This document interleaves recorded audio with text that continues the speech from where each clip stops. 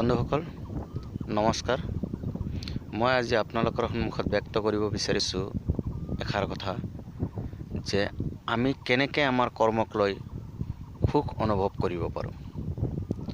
আচলতে প্ৰতিজন মানুহেই নিজৰ কৰ্মক লৈ বৰ বিৰক্তি অনুভৱ কৰা দেখা যায়।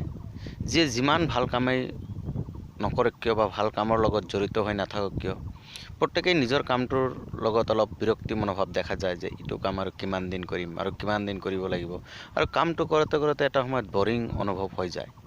কিন্তু মই আজি ক'ব বিচাৰোঁ যে নিজৰ কৰ্মক লৈ কেতিয়াও বৰিং অনুভৱ নহ'ব, যেতিয়া নেকি আপুনি নিজৰ কৰ্মস্থলটোক প্ৰেমস্থলত অনুভৱ কৰিব পাৰিব।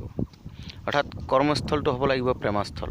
আপুনি যি কাম কৰিব লগা হ'ব সেই কামটোক আপুনি ভাল পাব লাগিব, সহৃদয়বান হ'ব লাগিব কামটোৰ লগত একাত্ম হৈ পৰিব লাগিব যে এই কামটো মোৰ নিজৰ কৰিবই লাগিব।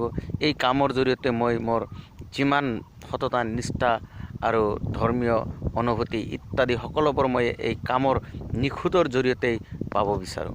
অৰ্থাৎ কৰ্মই আমাৰ ধৰ্ম সংস্কৃতি বজাই ৰাখিব পাৰিলে তেতিয়াহ'লে নিশ্চয় প্ৰত্যেকেই নিজৰ কৰ্মক লৈ আত্মসন্তুষ্টি অনুভৱ কৰিব পাৰিব। অৰ্থাৎ কৰ্মস্থল প্ৰেমস্থলত পৰিণত হ'ব। ধন্যবাদ।